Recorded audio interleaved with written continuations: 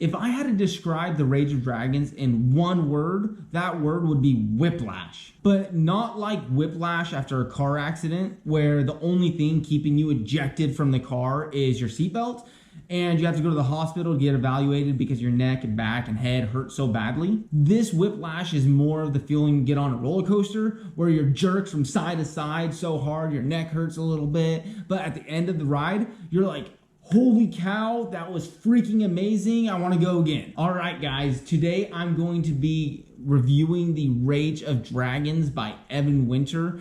And honestly, this is going to be both a spoiler-free review, and then I'm also going to be comparing it to The Name of the Wind, which if any of you have read both The Rage of Dragons and The Name of the Wind, you're probably wondering, like, how? Because the books are so dissimilar, it's like, it's hard to see. But once you do see, you can't unsee it. So with that being said, I'm gonna jump right into my review. And to be honest, I didn't want to read this book when I did, because I got this book at the same time I got Poppy War. And I got them together because they, like, within 3 days, I had seen 3 different people recommend like 3 books. And 2 of each of those 3 books were like Poppy War and Rage of Dragons.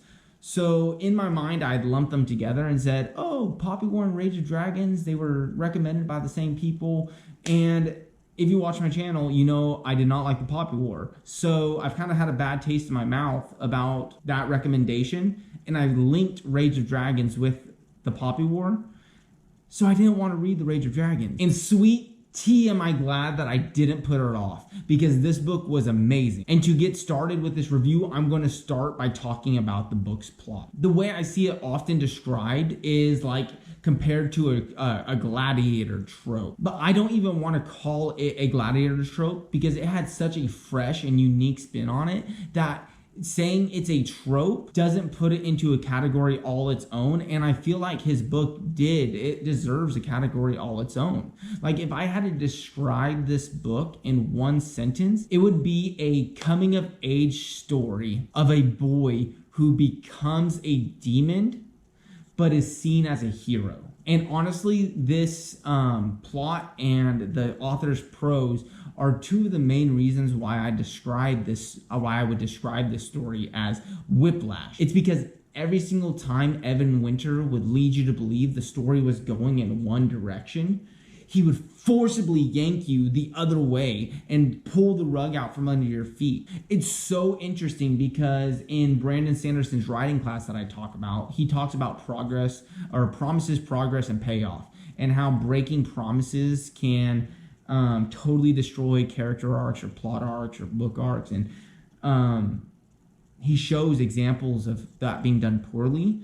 And I think this is an example of where, like, he was able to keep making changes in the story, keep yanking you the other direction, and yet never truly break the promise. Like, for being Evan Winter's first fantasy novel, he did an amazing job, and you could never tell he was a newbie by his skill in that area alone. You can also tell exactly what Evan Winter likes to write through this plot, because every single morning that Evan Winter woke up and decided to write this book, he chose violence. Like, he woke up with violence on his mind, and that's exactly what you get in this book.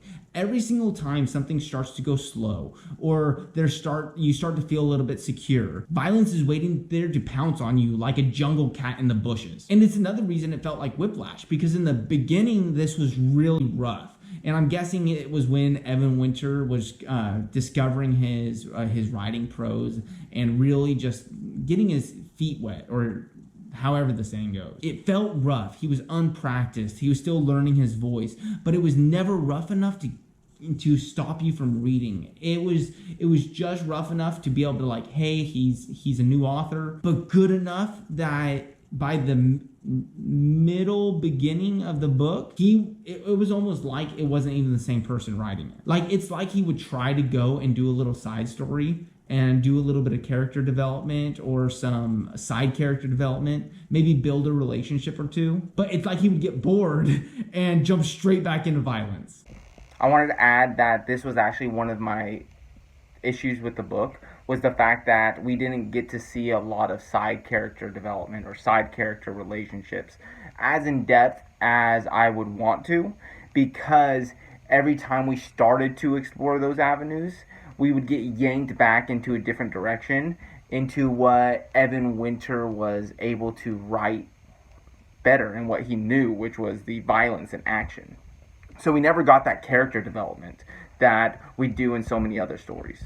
And typically I like to transition from plot to character, but I'm going to talk about them together because a huge part of this story's plot structure is the character arc and the character development. Like I said, the core plot of this story is the boy developing into a man. And this is also where I'm going to compare the Rage of Dragons to The Name of the Wind for the first time. In Name of the Wind, Quoth is, if I'm saying that right, he's the infallible hero. He's great at everything. He's the most talented person on the planet. Everybody loves him, and all his troubles come from his upbringing and the social situations he's born into.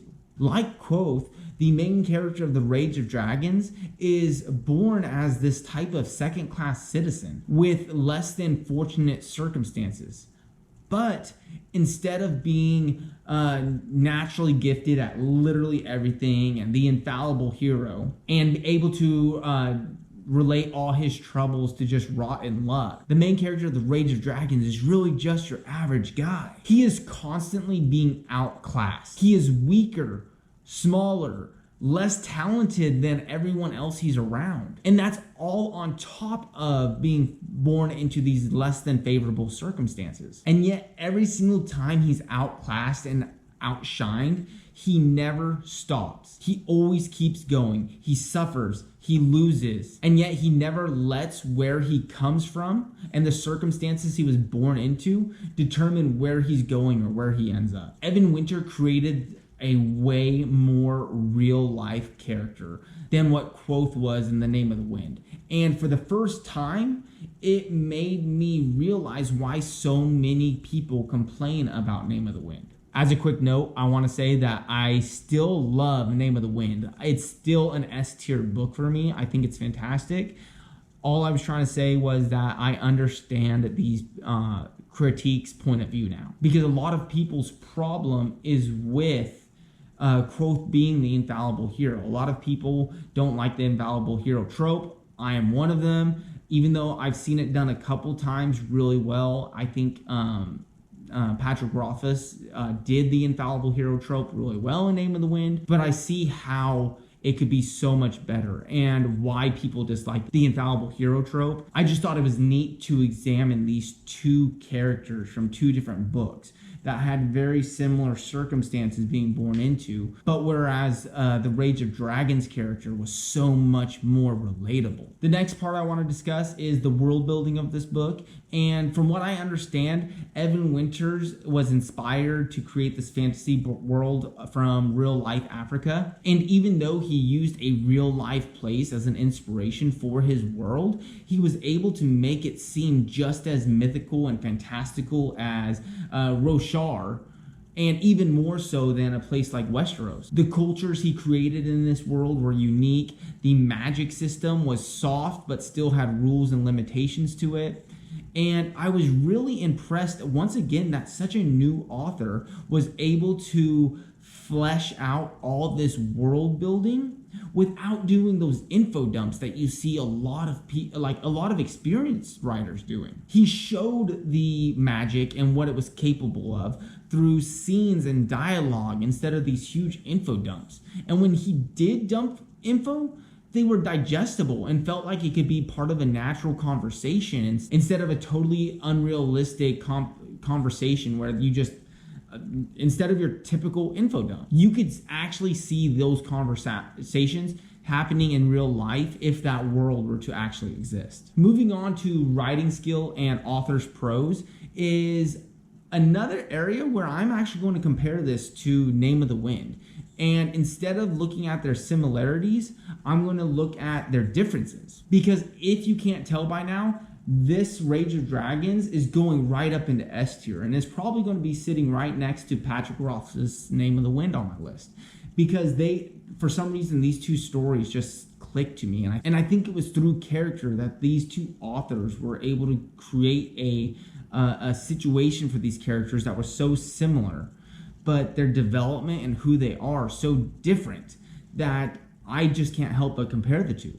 And when I look at their writing style and prose, it's amazing to see these two authors create such masterpieces with such different prose. Like Patrick Rothfuss is like this elegant writer. Like if you had to describe his writing to someone, it would seem like beautiful calligraphy written on a page, like poetic and whimsical and smooth. Evan Winter's prose would be described as this like jagged, angry, rough, in all caps lock, because his prose is so direct and to the point and so full of violence and hatred and action. And even though I'm comparing the differences, they need to be compared because both authors did the same thing with their prose. They made you forget that you were reading a story, and their prose was used as a tool or a mechanism for the character to tell the story the way that character would be.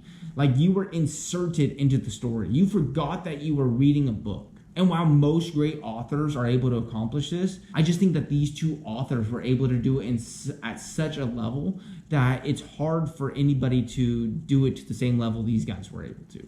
All in all, The Rage of Dragons was just absolutely freaking amazing. Like, it was a page turner, or, well, I listened to it, so honestly, I just couldn't stop listening to it. I was finding, like, my house has never been so clean. I was looking to do all the dishes, all the vacuuming. I was looking for any excuse to keep listening to this book. To end the review, I just want to say that you need to go buy this book right now. Like, don't put it off any longer.